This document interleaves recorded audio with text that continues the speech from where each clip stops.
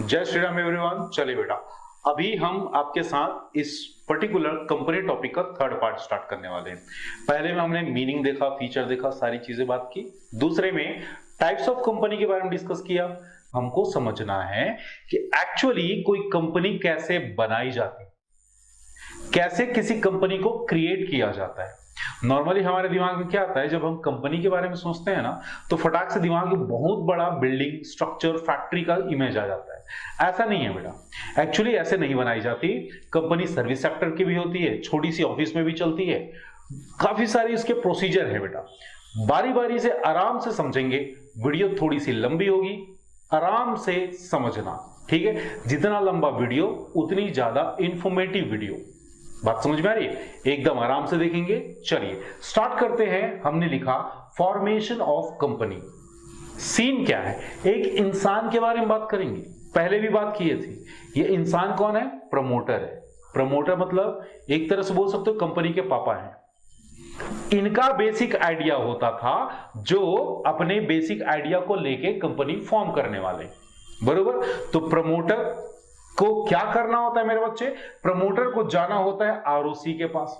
अब ये आरओसी किस चिड़िया का नाम है मेरे बच्चे? Registrar of companies. बोले तो गवर्नमेंट का एक ऐसा ऑफिस जहां पे बेसिकली कंपनी को रजिस्टर किया जाता है, कंपनी के मैटर्स को जहां पे रिजॉल्व किया जाता है, एंड उसको सारे डिटेल वहां पे आपको सबमिट करने होते हैं, बरोबर। तो प्रमोटर जाएगा आरओसी के पास, खाली हाथ जाएगा? बिल्कुल नहीं बेटा, फीस लेके जाएगा और एक स्पेशल फॉर्म आता है, ठीक है मेरे बच्चे। फॉर्म का नंबर है INC 32, INC इनकॉर्पोरेशन 32, जिसको स्पाइस फॉर्म भी बोलते हैं, SPICE, स्पाइस फॉर्म। ये जो फॉर्म होता है, ये कंपनी के रजिस्ट्रेशन के लिए, इनकॉर्पोरेशन के लिए इंपॉर्टेंट फॉर्म होता है बेटा। इसके साथ कुछ और भी डॉक्यूमेंट्स होते हैं जो अभी हम डिस्कस करेंगे, वो भी आपको सबमिट करने हैं, बरोबर। इतना सबमिट कर लिया आपने, उसके बाद क्या होगा? अब आरओसी आपको अप्रूवल देगा कि आपके सारे डिटेल आपने जो फर्निश किए हैं वो सारे ठीक ठाक है कि नहीं, बरोबर। अगर ठीक ठाक नहीं है तो रेक्टिफिकेशन, सुधार करने के लिए आपको दोबारा मौका दिया जाएगा। और अगर ठीक है, सब चीज ठीक लग रहा है आरओसी को, तो वो आपको एक CIN या मैं बोलूं सर्टिफिकेट इशू करेगा। CIN का मतलब क्या हुआ? Corporate identification number. उसके बाद वो आपको एक सर्टिफिकेट इशू करेगा। अब समझ सकते हो, ऑन पेपर आपकी कंपनी बन चुकी है, ठीक है। ये CIN क्या काम करता है बेटा? सिंपली जैसे आपका आधार कार्ड है, उसमें एक नंबर होता है ना, और उसी नंबर को आप कहीं भी एंटर करके अपने बारे में इंफॉर्मेशन प्रोवाइड करते हो। बेसिकली कोई भी आपका आधार कार्ड को इसलिए मांगता है क्योंकि उसको वो नंबर चाहिए होता है। वैसे ही यहां पे जो CIN है, इनकॉर्पोरेशन का जो सर्टिफिकेट है, उसमें जो CIN होगा उस कंपनी के लिए स्पेशल नंबर का काम करेगा। वो उसकी आइडेंटिफिकेशन नंबर बन जाएगी, बरोबर। अब आपकी कंपनी प्रॉपरली बन चुकी है। अब आपको क्या करना है बेटा? अब कंपनी के ऑपरेशन से स्टार्ट करना है। तो ऑपरेशन स्टार्ट करने के लिए पैसा तो चाहिए ना, तो अब आप अगला काम करोगे फंड रेज करने का। और फंड रेजिंग कैसे करते हैं कंपनी में? शेयर्स, डिबेंचर्स को इश्यू करके।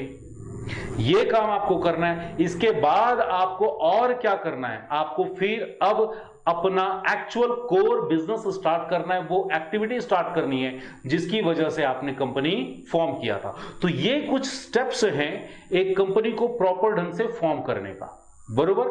मैं क्या करूंगा, इन सारे स्टेप्स की 4 मेजर कैटेगरी बना लूंगा, और चारों कैटेगरी को अलग अलग हम स्पेशल डिस्कशन के साथ आपके साथ डिस्कस करेंगे, बरोबर। तो 4 कैटेगरी क्या बन गए बेटा?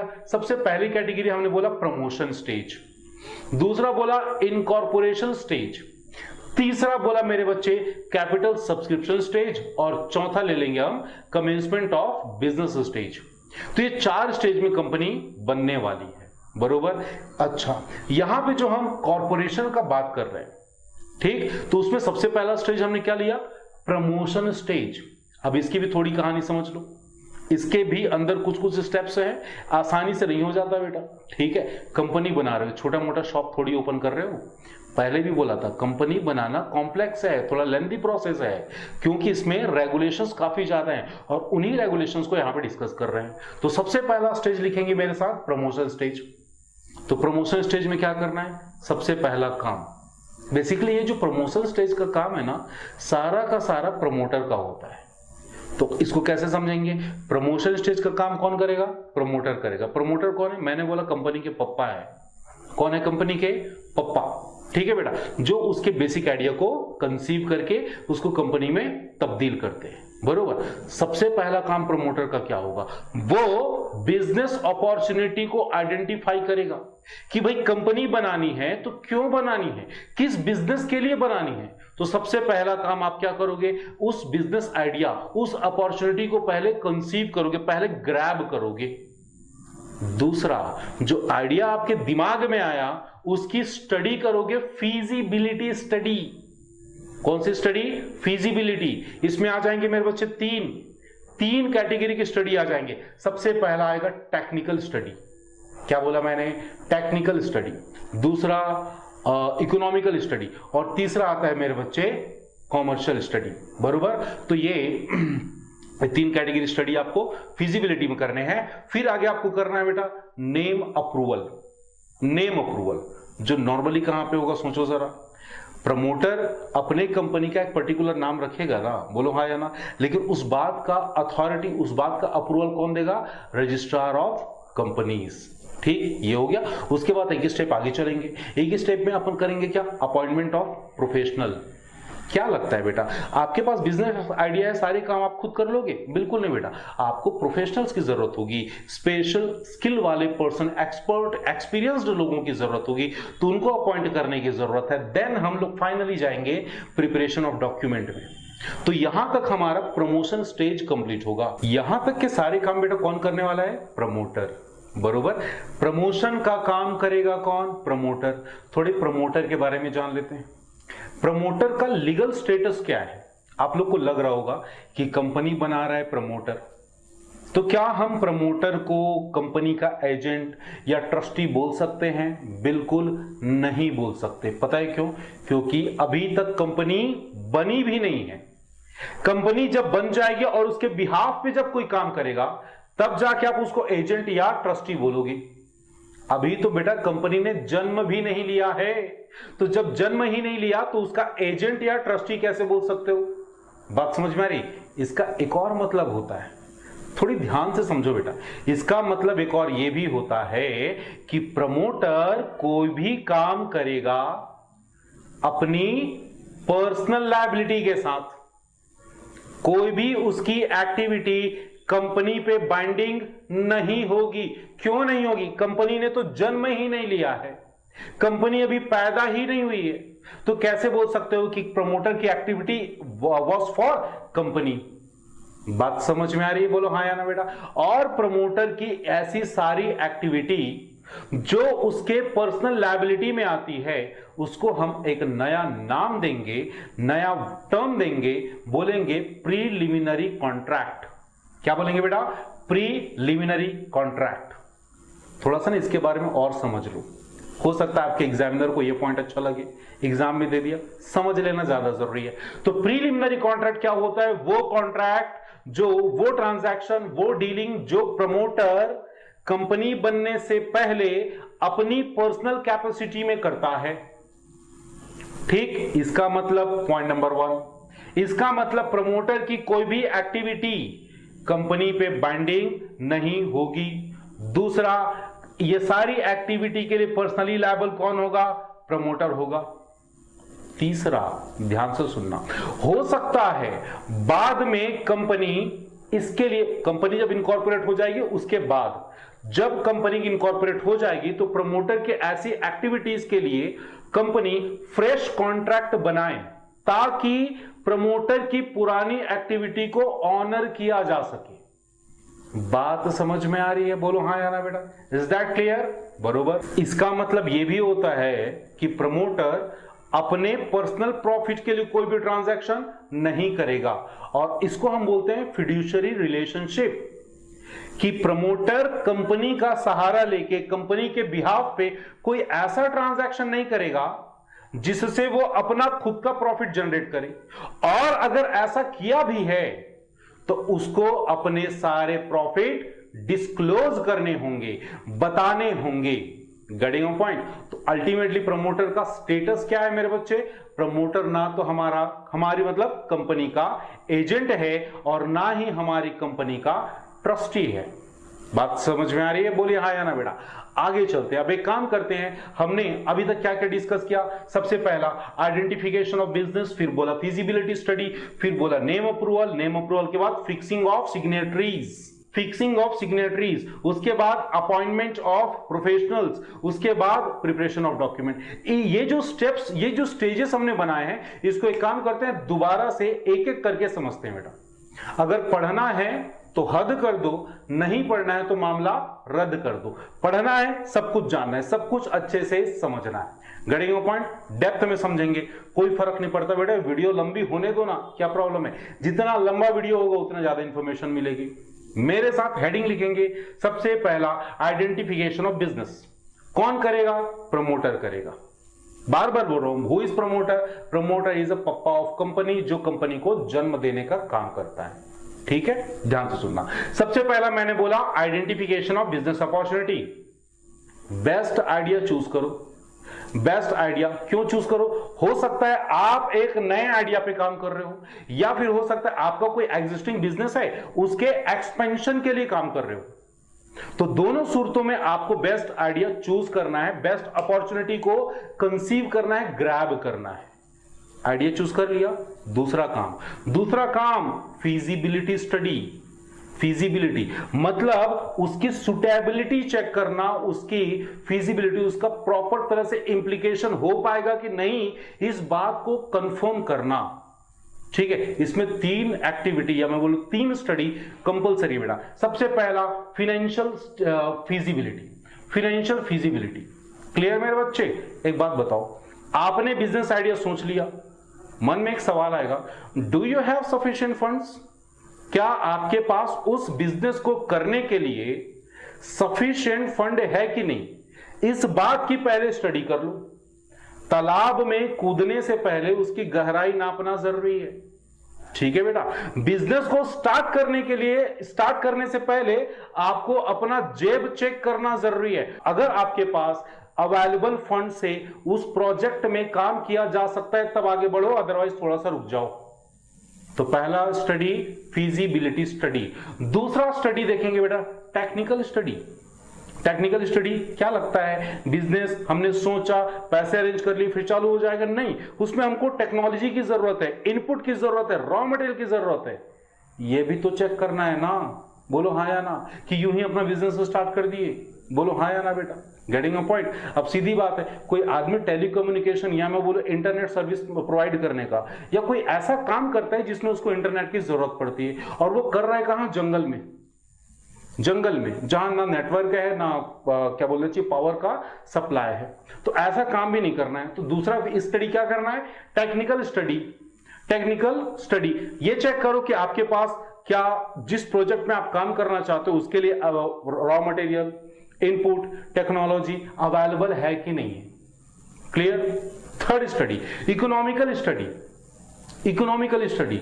मेरे बच्चे, आपको अपने आप से सवाल पूछना है। प्रमोटर अपने आप से सवाल पूछेगा कि क्या जितनी कॉस्ट वो लगा रहा है उस प्रोजेक्ट में, जिसको वो कंपनी बनाने वाला है, उस कंपनी से उसके लायक प्रॉफिट जनरेट हो पाएगा कि नहीं हो पाएगा? जितनी कॉस्ट वो लगा रहा है, क्या वो उस कंपनी, उस फैक्ट्री, उस प्रोजेक्ट से उतना प्रॉफिट निकाल पाएगा कि नहीं? अगर नहीं निकाल पाएगा तो बेटा थोड़ा रुक जाओ, और अगर निकाल पा रहे हो तब जाके अपने बिजनेस को आगे ले जाओ। और इस पर्पस से, इस चीज को कंफर्म करने के लिए जो स्टडी की जाती है, क्या बोलते हैं? Economical study. Getting a point? बोलो हाँ या ना। आगे चलते हैं मेरे बच्चे। अब क्या करना है आपको? अगला हेडिंग लिखो मेरे साथ, नेम अप्रूवल। क्या करना है? Name approval. सबसे पहला आपने बिजनेस आइडेंटिफाई कर लिया, फिजिबिलिटी स्टडी कर ली, अब आपको अपने कंपनी का एक नाम सोचना है। कौन सोच रहा है वैसे? कौन क्या कर रहा है? ये सारे काम प्रमोटर कर रहा है। ध्यान रखना मेरी बात को, प्रमोटर कर रहा है। तो अब भैया नेम अप्रूवल चाहिए अपने को, नाम सोचना है और वो नाम लेके जाना है आरओसी के पास। आरओसी उस बात को कंफर्म करेगा कि हां जी आप अपना कंपनी का ये नाम रख सकते हो। और बेसिकली आपको ना आरओसी के पास केवल एक नाम लेके नहीं जाना है, ठीक है, आपको 3 नाम कम से कम लेके जाने हैं जो प्रेफरेंस के ऑर्डर में होगा। जैसे अगर मैं अपनी कंपनी बनाऊं अपने नाम से, तो सबसे मेरा फेवरेट होगा DPS limited, Durga Prasad Sahu limited. दूसरा ऑप्शन दुर्गा प्रसाद साहू लिमिटेड, और तीसरा दुर्गा डीपी साहू लिमिटेड। तो मैं एक नाम को 3 प्रेफरेंस के साथ अलग अलग मेंशन कर रहा हूं। और क्यों कर रहा हूं पता है बेटा? क्यों कर रहा हूं इसको पॉइंट्स में समझो। सबसे पहला पॉइंट, कंडीशन क्या है? कंपनी लॉ ने कुछ बातें हमको समझा के रखी। पहली चीज, आपका नाम किसी दूसरी कंपनी के नाम से आइडेंटिकल, सिमिलर या उसके नाम को रिसेंबल करने वाला नहीं होना चाहिए। आप अपने नाम, जैसे मेरा नाम क्या है? दुर्गा प्रसाद साहू। अब मैंने बोला डीपीएस लिमिटेड, ठीक है मेरे बच्चे, डीपीएस नाम से तो आपका स्कूल भी चलता है ना, सुने होंगे डीपीएस स्कूल, ठीक है, हर एरिया में होता है, बोलो हाँ या ना। तो क्या मेरा नाम और उस स्कूल का नाम एक दूसरे का आइडेंटिकल हो गया? बिल्कुल हो गया। तो ऐसी कंपनी का नाम आरओसी रिजेक्ट कर देगा। लेकिन अगर मैं बोलूं दुर्गा प्रसाद साहू लिमिटेड, हाँ, अब ये चीज आरओसी एक्सेप्ट कर लेगा। कब? अगर इस नाम से पहले कोई और कंपनी नहीं बनाई गई है, तब जाके मेरा नाम अप्रूवल कंप्लीट हो पाएगा। दूसरा पॉइंट, कोई भी ऐसा नाम मिसलीडिंग नहीं होना चाहिए। आप जो नाम आरओसी के पास भेज रहे हो वो नाम मिसलीडिंग नहीं होना चाहिए। जैसे ना आप लोगों ने मार्केट में देखा होगा, एडिडास का नाम क्या आता है? एडिबास आता है बेटा। हाँ, तो क्या कर रहे हैं? उसको मिसलीड कर रहे हैं लोग, उस चीज को कभी कभी खरीद लेते हैं एडिडास समझ के, ठीक है। जैसे गुच्ची में स्पेलिंग होता है GUCCI, गुच्ची ब्रांड जो होता है, और कई लोकल मैन्युफैक्चरर उसमें क्या स्पेलिंग डाल देते हैं? GUCCI, और उसको एज अ ब्रांड नेम बेच देते हैं। Not allowed. तो कोई भी नाम ऐसा नहीं होना चाहिए जो दूसरी कंपनी या किसी भी तरह से मिसलीडिंग हो। क्लियर मेरे बच्चे? तीसरा है, ये हमारे नेम एंड एम्ब्लेम एक्ट 1950 के थ्रू ऑब्जेक्शनेबल नहीं होना चाहिए। अब ये बात हमको समझ में नहीं आई। सिंपल सी बात समझो, क्या आप लोगों ने महात्मा गांधी के नाम से कोई कंपनी का नाम सुना है? या कोई भी ऐसी कंपनी देखी है, गवर्नमेंट कंपनी को छोड़ के कोई भी ऐसी कंपनी देखी है जो अपनी कंपनी में हमारे कंट्री का नेशनल एम्ब्लेम यूज करता है? नहीं। तो ये बात किसने मना की? नेम एंड एम्ब्लेम एक्ट 1950 ने मना की। तो कोई भी ऐसा नाम आरओसी के पास नहीं भेजा जाना चाहिए जो हमारे नेम एंड एम्ब्लेम एक्ट के अगेंस्ट हो। और अगर वैसा भेजा भी जाता है तो आरओसी ऑन द स्पॉट उसको रिजेक्ट कर देगा। Getting your point? अगला पॉइंट देखेंगे मेरे बच्चे, कोई भी नाम ऐसा नहीं होना चाहिए जो आपका और गवर्नमेंट का या गवर्नमेंट के किसी अथॉरिटी का आपस में कनेक्शन शो करता हो। सर इससे क्या होगा मेरे बच्चे? इससे यह होगा कि आपको लोग, पब्लिक, भोली भाली जनता आपके नाम से, आप पब्लिक को क्या लगेगा कि आप भी गवर्नमेंट अथॉरिटी के अंदर काम कर रहे हो, जबकि ऐसा है नहीं। You are forming a company. तो कोई भी ऐसा नाम नहीं होना चाहिए जो आपके गवर्नमेंट के साथ, गवर्नमेंट के अथॉरिटी के साथ कनेक्शन रखता हो। और लास्ट पॉइंट, इसी में पॉइंट्स तो ढेर सारे बेटा, बट फिलहाल के लास्ट पॉइंट यह है कि हर पब्लिक कंपनी को अपने कंपनी के नाम के आगे पब्लिक लिमिटेड लगाना होगा या फिर लिमिटेड लगाना होगा। और कोई कंपनी जो प्राइवेट है उसको अपने कंपनी के नाम के आगे प्राइवेट लिमिटेड लगाना कंपलसरी है। बात समझ में आ रही है? इसका मतलब एक और पॉइंट क्या बन गया कि कोई भी कंपनी अपने कंपनी के नाम के आगे कोऑपरेटिव वर्ड यूज नहीं कर सकती। गेटिंग योर पॉइंट बेटा? अगला स्टेज देखेंगे बेटा, fixing of signatories.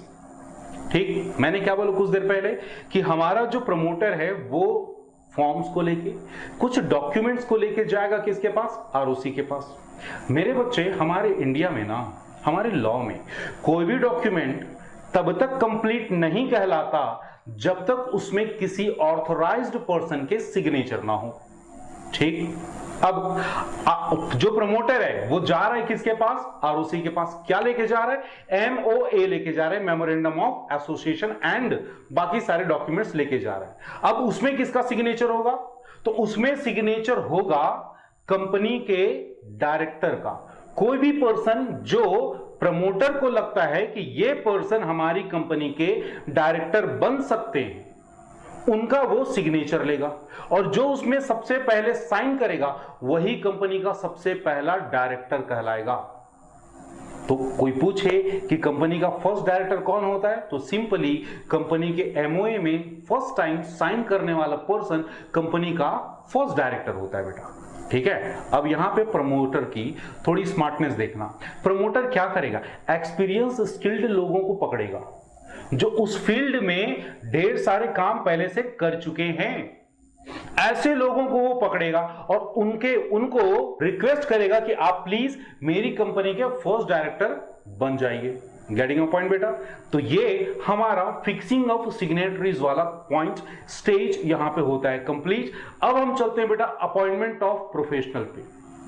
Appointment of professional आपने क्या क्या कर लिया, पहले तो इसकी लिस्ट बना लो। सबसे पहले आपने बिजनेस आइडिया सोच लिया, फिजिबिलिटी स्टडी कर ली, नेम अप्रूवल कर लिया, डायरेक्टर या मैं बोलूं सिग्नेटरीज फिक्स कर लिए, किसमें? एमओए में। अब आपको क्या करना है बेटा? प्रोफेशनल अपॉइंट करने हैं। क्या लगता है ये जो डॉक्यूमेंट ले जाने लाने ये सारी चीजें बातें जो मैं बोल रहा हूं, ये सारी चीजें क्या प्रमोटर अकेले कर लेगा? और अगर कर भी लेता है तो क्या उसको सारी लीगैलिटी, सारे टर्म्स, सारे ट्रांजैक्शन, सारी चीजें उसको सब कुछ नॉलेज होगा? बिल्कुल नहीं। तो मेरे बच्चे इन पर्पस के लिए, स्पेसिफिक पर्पस के लिए हम लोगों को हायर करेंगे, और खासकर हायर करेंगे मेरे बच्चे बैंकर को, ब्रोकर को, सीएस को, अंडरराइटर को। ठीक, ये लोग क्या करेंगे?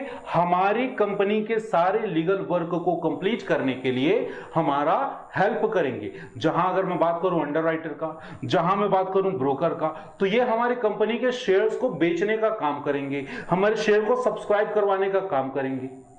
सारे काम प्रमोटर अकेले तो नहीं कर सकता, तो इन लोगों की उसको जरूरत पड़ेगी। दैट इज वाई क्या करेगा? वो प्रोफेशनल को हायर करेगा। इतना करने के बाद अगर आपकी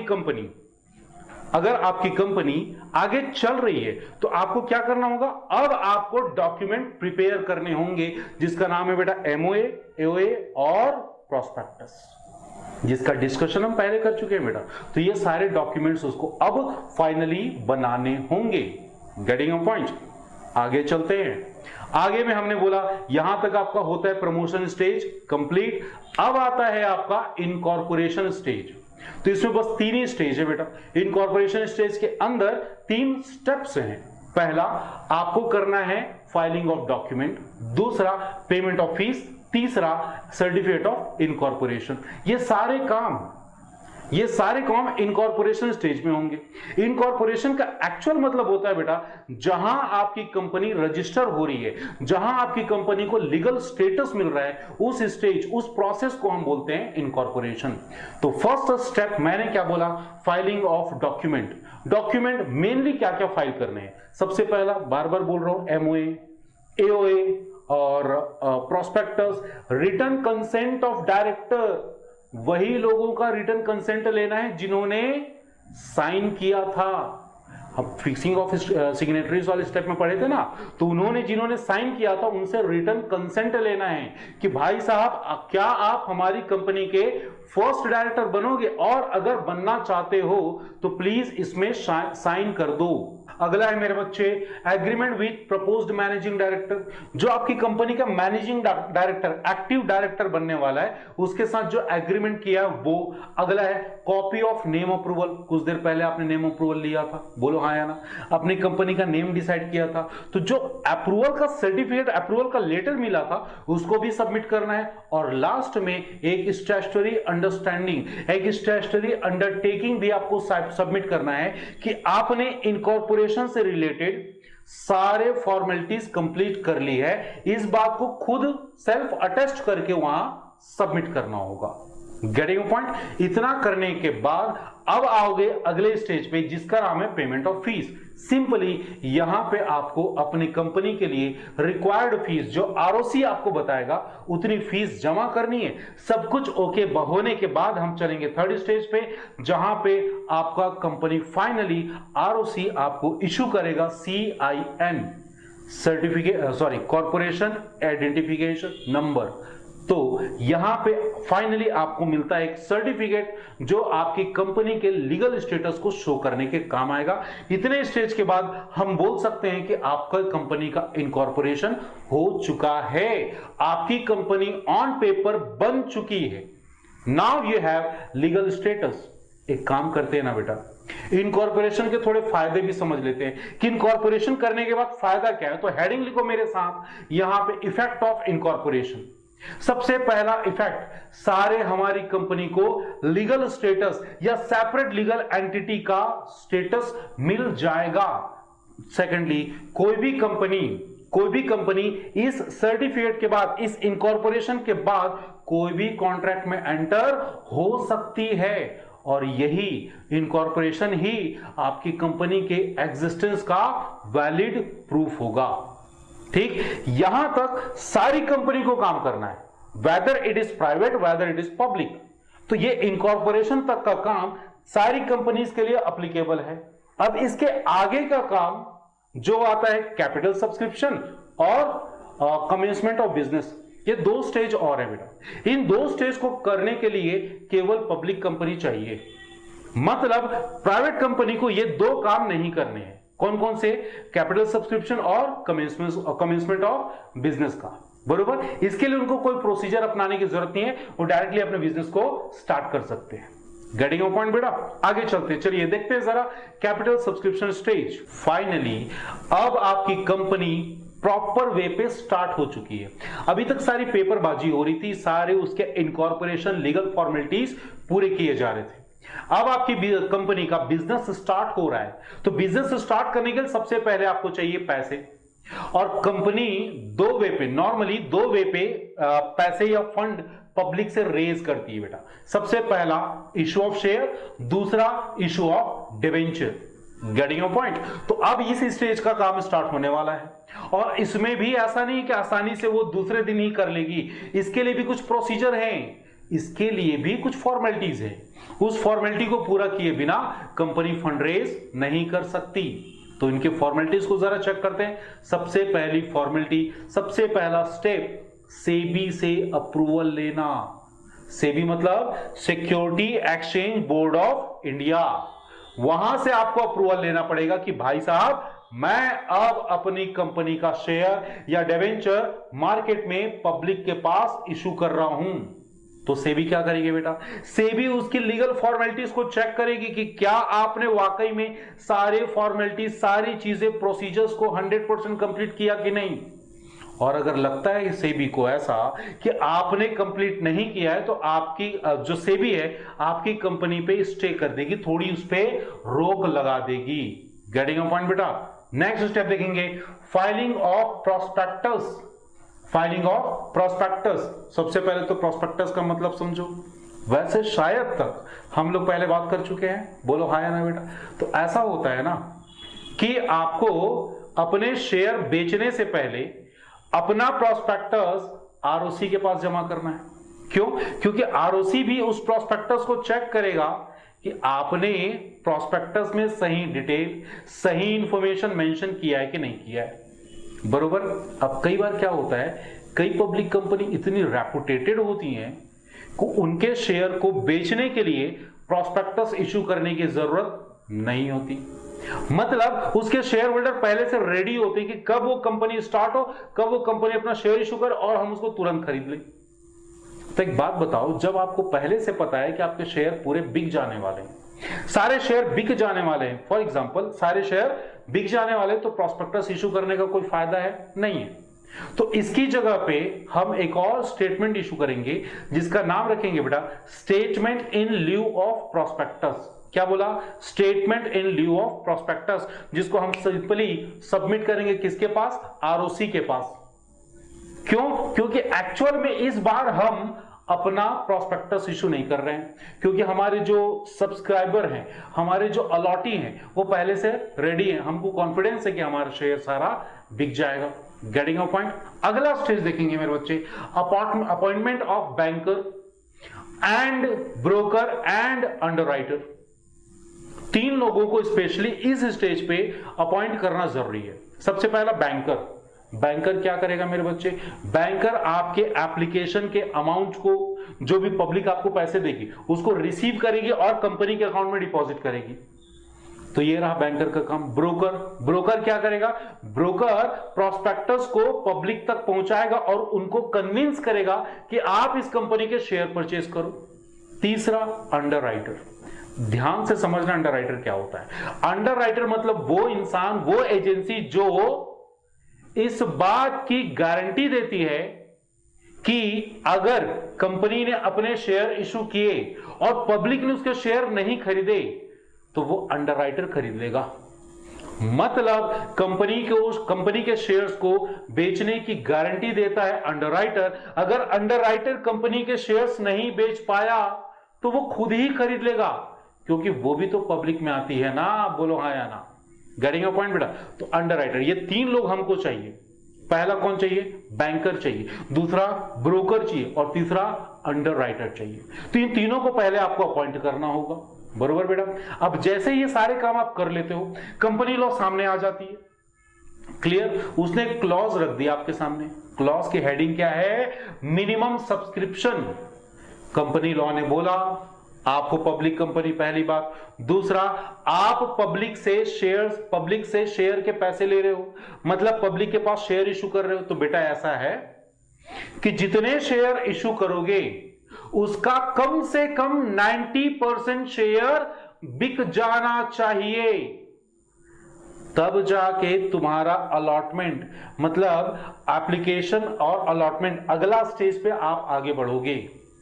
अदरवाइज तुम्हारा अलॉटमेंट या मैं बोलूं शेयर डिस्ट्रीब्यूट करने का काम वहीं पे रोक दिया जाएगा, वॉइड हो जाएगा। मिनिमम सब्सक्रिप्शन का मतलब समझ में आया? What is minimum subscription? Limitation imposed by Companies Act in time of issuing of shares, which says every public company have to sell or issued their 90% paid up capital shares. जितने भी shares आप issue कर रहे हो उसका 90% बिक जाना चाहिए। Is that clear? तो यहां पे कंपनी लॉ ने क्लॉज, एक प्रोविजन हमारे लिए डाल दिया। अगला स्टेज क्या आएगा बेटा? Allotment of share. अलॉटमेंट का मतलब एक्चुअल में अब आप अपने पब्लिक को शेयर सर्टिफिकेट दे रहे हो, अलॉट कर रहे हो। पहले भी हम बात कर चुके हैं बेटा। अलॉटमेंट का मतलब क्या होता है? हमने अपने कंपनी के शेयर्स पब्लिक को देना स्टार्ट कर दिया है, जो कि हमारे सेबी के गाइडलाइन के अंदर ही होगा। कोई भी ऐसा काम बेटा हम सेबी के अगेंस्ट नहीं करेंगे। अब यहां अलॉटमेंट में 3 सिचुएशन आता है बेटा, 2 सिचुएशन आएंगे। एक होगा फुल अलॉटमेंट, मतलब अगर मान लो कोई कंपनी 500 शेयर इशू कर रही है तो पब्लिक ने पूरे के पूरे 500 शेयर खरीद लिए, इसको हम बोलते हैं फुल अलॉटमेंट। बरोबर। एक आता है ओवर अलॉटमेंट या मैं बोलूं ओवर सब्सक्रिप्शन। ये क्या चीज होती है? सिंपली हम पब्लिक के पास बेच रहे हैं 500 शेयर, पब्लिक ने ज्यादा डिमांड की, हमारी कंपनी का गुडविल अच्छा है, पब्लिक 700 शेयर मांगती है, तो हमको क्या करना होगा बेटा? 700 पब्लिक से जो हमने पैसे लिए हैं, तो एक्स्ट्रा कितने? 200 पब्लिक से जो हमने पैसे लिए हैं उसको क्या करना होगा? रिफंड करना होगा, या तो उसको एडजस्ट करना होगा, जिसको हम प्रोपोर्शनेट अलॉटमेंट भी बोलते हैं। तो एक्सेस अमाउंट को हमको क्या करना होगा मेरे बच्चे? रिफंड करना होगा, पार्शियल अलॉटमेंट करनी होगी। गेटिंग अ पॉइंट बेटा? तो ये होता है हमारा अलॉटमेंट ऑफ शेयर। अगला पॉइंट डिस्कस करेंगे बेटा। अगला पॉइंट है कमेंसमेंट ऑफ बिजनेस। सबसे पहला सवाल, ये काम, ये सर्टिफिकेट, ये प्रोसीजर कौन अपनाएगा? प्राइवेट कंपनी की public company? Simply public company. बरोबर मेरी बात? मेरे बच्चे, कमेंसमेंट ऑफ बिजनेस का मतलब होता है कि हमको ना आरओसी के पास जाके एक और डॉक्यूमेंट, एक और सर्टिफिकेट लेना होता है, जो हमको ऑथराइज्ड करेगा एज अ पब्लिक कंपनी कि हम अपने बिजनेस का ऑपरेशन आगे चला सकते हैं, अपने बिजनेस में हम एंटर कर सकते हैं। क्लियर मेरे बच्चे। और इस सर्टिफिकेट को पाने के लिए हमको कुछ फिर से डिक्लेरेशन जमा करनी होगी, कुछ डॉक्यूमेंट्स जमा करने होंगे, जिसमें से क्या क्या है जरा चेक करेंगे मेरे साथ स्क्रीन पे। पहला डॉक्यूमेंट मिनिमम सब्सक्रिप्शन का, इस बात की पुष्टि करनी होगी, इस बात को कंफर्म करना होगा कि हमने मिनिमम सब्सक्रिप्शन कंप्लीट कर लिया है और ये चीज हम यहां पे सबमिट कर रहे हैं। दूसरा, सारे डायरेक्टर ने अपना क्वालिफिकेशन शेयर ले लिया है। क्वालिफिकेशन शेयर क्या होता है भाई साहब? क्वालिफिकेशन शेयर का मतलब मेरे बच्चे डायरेक्टर द्वारा सब्सक्राइब्ड शेयर। हमने क्या बोला कि जो डायरेक्टर होते हैं बेटा, जो डायरेक्टर होते हैं वो पब्लिक या मैं बोलूं मेंबर द्वारा चूज किए गए इलेक्टेड पर्सन होते हैं। अब यहां पे कई बार ऐसा होता था कि मेंबर लोग किसी अदर पर्सन को कंपनी का डायरेक्टर बना देते थे जो शेयर होल्डर नहीं होता था। तो कंपनी लॉ को यह लगा कि यह बात तो गड़बड़ हो रही है। क्यों गड़बड़ हो रही है? एक ऐसा बंदा डायरेक्टर बन रहा है जिसके पास खुद उस कंपनी के शेयर्स नहीं है। ऐसा बंदा डायरेक्टर बन रहा है जिसके पास खुद उस कंपनी के शेयर्स नहीं है। तो जिसके पास खुद कंपनी के शेयर्स नहीं है वो उस कंपनी के शेयर होल्डर के बारे में क्या सोचेगा? तो यहां पे डायरेक्टर को कंपलसरी किया गया कि भाई साहब आप मिनिमम शेयर्स कंप्लीट करोगे, मिनिमम शेयर को होल्ड करोगे, और इसी शेयर होल्डिंग को बोलते हैं बेटा क्या? Qualification share. Getting a point बेटा। तीसरा डिक्लेरेशन कंपनी को जमा करना होगा, किस बात का? कि हमारे पास पब्लिक ने जो पैसे जमा किए थे उसमें से भी एक भी एक्सेस अमाउंट, 1 रुपया भी एक्स्ट्रा हमारे पास नहीं है, और अगर था भी, अगर पब्लिक ने हमारे पास पैसे ज्यादा जमा कर दिए थे तो हमने उसको रिटर्न रिफंड कर दिया है। बात समझ में आ रही है? और फाइनली एक डिक्लेरेशन सीएस या कंपनी के डायरेक्टर द्वारा सबमिट किया जाएगा कि कमेंसमेंट ऑफ बिजनेस के लिए जो भी लीगल प्रोसीजर लगते हैं, जो भी लीगल फॉर्मेलिटीज लगती है, उसको कंपनी ने कंप्लीट कर दिया है। तो यहां तक हमारा कंपनी का फॉर्मेशन सारा स्टेप कंप्लीट होता है बेटा। बेसिकली हमने इसको 4 पार्ट में डिवाइड किया था। बोले कि सबसे पहला प्रमोशन, इनकॉर्पोरेशन, फिर आता है बेटा कैपिटल सब्सक्रिप्शन, फिर आता है कमेंसमेंट ऑफ बिजनेस। तो इतनी लीगल फॉर्मेलिटीज के साथ आपकी कंपनी हो जाएगी रेडी। अब आप अपनी कंपनी में अपना बिजनेस, जो काम है, जो ऑब्जेक्ट है, उसको आप स्टार्ट कर सकते हो। क्लियर? हम अपने टॉपिक के एंडिंग में आ चुके हैं बेटा। तो एंडिंग को कंक्लूड करने के लिए हम ऐसा करते हैं कि कुछ डिफरेंसेस देख लेते हैं, जिससे हमारा सारा कॉन्सेप्ट रिवाइज भी हो जाएगा और कुछ मजेदार बातें हमको समझ में आ जाएंगी। तो सबसे पहला डिफरेंस हम देखेंगे, difference between company and cooperative society. हमने दोनों बातें पढ़ रखी हैं, ठीक है। टेबल बनाते हैं बेटा। सबसे पहला कॉलम होगा हमारा बेसिस का, दूसरा कॉलम बनाएंगे कंपनी का और तीसरा कोऑपरेटिव सोसाइटी का। ध्यान से सुनना। सबसे पहला बेसिस फॉर्मेशन। कंपनी का फॉर्मेशन किस एक्ट के अंदर होगा?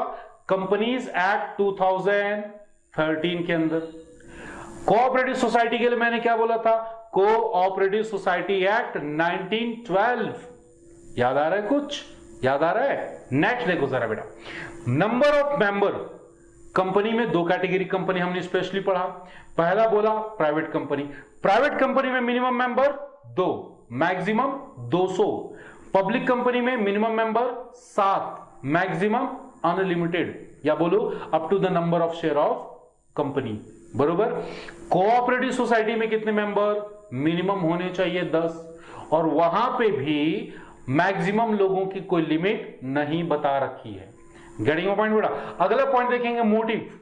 कंपनी का मोटिव क्या होता है? कंपनी क्यों बनाई जाती है? सिंपली प्रॉफिट अर्न करने के लिए, जबकि कोऑपरेटिव सोसाइटी सर्विस रेंडर करने के लिए, म्यूचुअल आपस में लोगों का जो मेंबर होते हैं उनका हेल्प करने के लिए बनाई जाती है। नेक्स्ट पॉइंट देखेंगे बेटा गवर्नमेंट सपोर्ट। कंपनी को काफी कम गवर्नमेंट सपोर्ट मिलता है। मैं तो बोलूं कंपनी को ज्यादा परेशान किया जाता है इतने सारे डॉक्यूमेंट, इतने सारे लीगल फॉर्मेलिटी बनाने के कंप्लीट करने के लिए, जबकि कोऑपरेटिव सोसाइटी को टैक्स में रिलैक्सेशन मिलता है, सब्सिडीज मिलती है, हेल्प मिलता है, गवर्नमेंट की तरफ से ग्रांट मिलता है। तो उनको ज्यादा सपोर्ट है, कंपनी को कम सपोर्ट है। आगे सुनो, ट्रांसफर ऑफ शेयर। कंपनी में आप अपने ओनरशिप या शेयर होल्डिंग आसानी से दूसरों के पास बेच सकते हो। कोऑपरेटिव सोसाइटी में या तो मेंबर रहोगे या तो नहीं रहोगे, लेकिन अपना मेंबरशिप किसी दूसरे के पास ट्रांसफर नहीं कर सकते। बात समझ में आ रही है? क्लियर? तो यहां हमने डिफरेंस देखा किसका, कंपनी का और कोऑपरेटिव सोसाइटी का। चलो एक बार और डिफरेंस देखते हैं, किसका, कंपनी का और पार्टनरशिप का। फिर से कॉलम बनाओ, पहला कॉलम बेसिस, दूसरा कॉलम कंपनी, तीसरा कॉलम पार्टनरशिप का। सबसे पहली चीज फिर से वही पॉइंट, फॉर्मेशन। कंपनी का फॉर्मेशन कहां होता है, कंपनीज एक्ट 2013 में। पार्टनरशिप बेसिकली इंटरनली या मैं बोलूं म्यूचुअल एग्रीमेंट के साथ बनता है, और उसके ऊपर एक्ट काम करता है 1932। क्लियर? अगला देखेंगे नंबर ऑफ मेंबर। कंपनी में फिर से वही बात, private company, public company. Private company में मिनिमम 2, मैक्सिमम 200, पब्लिक में मिनिमम 7 और मैक्सिमम अनलिमिटेड। जबकि पार्टनरशिप में मिनिमम कितने मेंबर होंगे, 2 मेंबर होंगे। मैक्सिमम कितना बोला था, याद दिलाओ? मैक्सिमम बोला था बेटा 100। याद आ रहा है कुछ? बोलो हाँ यार। एक तरह से हम सारी चीजें रिकॉल कर रहे हैं, ध्यान से समझना। अगला है बेटा लायबिलिटी। अब मेरे बच्चे 2 लायबिलिटी बताई थी मैंने, एक तो होता है लिमिटेड, दूसरा होता है अनलिमिटेड। तुम लोग बताओ कंपनी में कौन सी लायबिलिटी काम करती है, लिमिटेड लायबिलिटी, और पार्टनरशिप में अनलिमिटेड लायबिलिटी। यही तो पनौती है, यही तो प्रॉब्लम है। बात समझ में आ रही है? अगला सुनो, अगला है मेरे बच्चे मैनेजमेंट ज्यादा इफेक्टिव, या मैं बोलूं कंपनीज दोनों ऑर्गेनाइजेशन में कौन मैनेजमेंट को हैंडल करेगा। तो कंपनी में मैनेजमेंट को हैंडल करने के लिए हमारे पास होते हैं बोर्ड ऑफ डायरेक्टर्स, जबकि पार्टनरशिप में कौन होते हैं, पार्टनर ही होते हैं, एक्टिव पार्टनर। कुछ याद आ रहा है, एक्टिव पार्टनर? हाँ, क्लियर मेरी बात? नेक्स्ट पॉइंट देखेंगे बेटा, ट्रांसफर ऑफ इंटरेस्ट। कंपनी में मैं बार बार बोल रहा हूं, कंपनी में आप आसानी से अपने शेयर्स दूसरे को ट्रांसफर कर सकते हो, पार्टनरशिप में नहीं कर सकते। पार्टनर रहोगे या तो छोड़ के जाओगे, बट अपना पार्टनरशिप का स्टेटस, पार्टनरशिप का जो इंटरेस्ट है, पार्टनरशिप का जो ओनरशिप है, आप उसको ट्रांसफर नहीं कर सकते। लीगल स्टेटस, कंपनी को सेपरेट लीगल एंटिटी माना गया है, आर्टिफिशियल बॉडी माना गया है। पार्टनरशिप में क्या बोला, नहीं। पार्टनरशिप और फर्म दोनों कंपनी लॉ की नजर में, पार्टनरशिप और फर्म दोनों लॉ की नजर में कैसे हैं, एक ही हैं। लास्ट पॉइंट देखेंगे बेटा, स्टेबिलिटी। कौन ज्यादा स्टेबल है, कंपनी क्यों स्टेबल है, परपेचुअल सक्सेशन। मेंबर में कम, मेंबर में go, but companies run forever. Member आते रहेंगे, मेंबर जाते रहेंगे, बट कंपनी चलते रहेगी। इन केस ऑफ पार्टनरशिप बेटा, मैंने बोला डेथ, ल्यूनेसी, इंप्रिजनमेंट या कोई भी प्रॉब्लम हो जाने की वजह से हमारा पार्टनरशिप क्या हो जाता है, डिसॉल्व हो जाता है। Getting a point? तो 3 चीजों को हमने समझ लिया, कंपनी का रिकैप ले लिया, कोऑपरेटिव सोसाइटी का रिकैप ले लिया, और पार्टनरशिप का ले लिया मेरे बच्चे, बरोबर। एक लास्ट पॉइंट, एक छोटा सा पॉइंट, और उसके बाद आपके चैप्टर को करेंगे क्लोज मेरे बच्चे। अब इतनी सारी चीजें पढ़ने के बाद हमको क्या समझ में आता है, हमको यह समझ में आता है कि सोल प्रोप्राइटर क्या होता है, कंपनी क्या होता है, एचयूएफ क्या होता है, कोऑपरेटिव सोसाइटी क्या होता है, और पार्टनरशिप क्या होता है।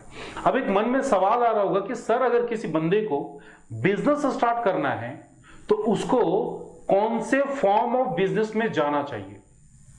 तो मेरे बच्चे इसका कोई एक पर्टिकुलर आंसर नहीं है, वो उस बंदे के रिक्वायरमेंट पे डिपेंड करेगा कि उसके लिए कौन सा फॉर्म सुटेबल है। ऐसा करते हैं, कुछ क्राइटेरिया फिक्स कर लेते हैं और उस क्राइटेरिया के बेसिस पे चेक करते हैं कि उसके लिए सबसे सुटेबल फॉर्म कौन सा है। तो मैं हेडिंग लिखूंगा यहां पे मेरे बच्चे, चॉइस ऑफ बिजनेस ऑर्गेनाइजेशन। ठीक, यहां पे अगली सब हेडिंग लिखूंगा, cost and easy in setting up. मेरे पास कितने ऑप्शन है, 5 ऑप्शन। हेडिंग क्या है कि किसमें कम खर्चा लगे और बनाना काफी इजी हो। तो 5 ऑप्शन मैंने लिया, sole proprietor, HUF, partnership, company, cooperative.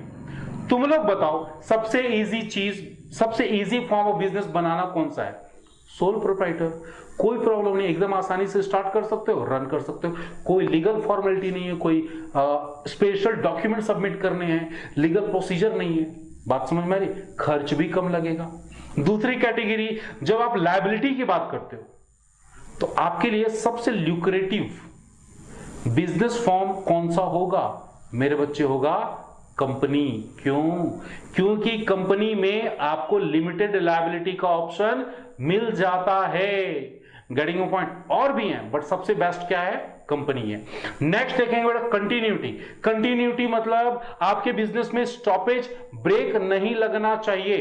तो अभी तक हमने कौन सा ऐसा बिजनेस पढ़ा? सबसे बेस्ट बिजनेस है कंपनी। कोऑपरेटिव सोसाइटी में भी ऐसा ही है, लेकिन उससे बड़ा अच्छा कौन है? कंपनी है। आप चाहो तो दोनों में टिक लगा सकते हो, दोनों को आप समझ सकते हो। गेटिंग पॉइंट बेटा? अगला देखेंगे मैनेजमेंट एबिलिटी। कौन सा बिजनेस ऐसा है जिसमें मैनेजमेंट की एबिलिटी सबसे अच्छी होती है? तो मेरे बच्चे इस 5 बिजनेस में ना पार्टनरशिप और कंपनी पे आप टिक लगाना, क्योंकि ये दो बिजनेस ऐसे हैं जिसमें प्रोफेशनल इन्वॉल्व होते हैं और उस तरह से उस बिजनेस को हैंडल करते हैं। Getting point? अगला चीज देखेंगे बेटा कैपिटल कॉन्ट्रीब्यूशन। तुम लोग सोचो, मेरे पास 5 कैटेगरी का बिजनेस है। अगला हेडिंग कैपिटल कॉन्ट्रीब्यूशन। सबसे ज्यादा कैपिटल जनरेट करना, सबसे ज्यादा कैपिटल कॉन्ट्रीब्यूशन के चांसेस कहां पे होते हैं? कंपनी में होते हैं। क्लियर? बात समझ में आ रही है? कंपनी में ही सबसे ज्यादा huge amount of capital involve हो जाता है, क्योंकि पब्लिक, ढेर सारे लोग उसमें पैसा इन्वेस्ट करते हैं। Getting a point? Last point देखेंगे बेटा डिग्री ऑफ कंट्रोल। कौन सा बिजनेस, कौन सा फॉर्म ऑफ बिजनेस उस बिजनेस को उस ऑर्गेनाइजेशन को अच्छे से कंट्रोल कर पाता है?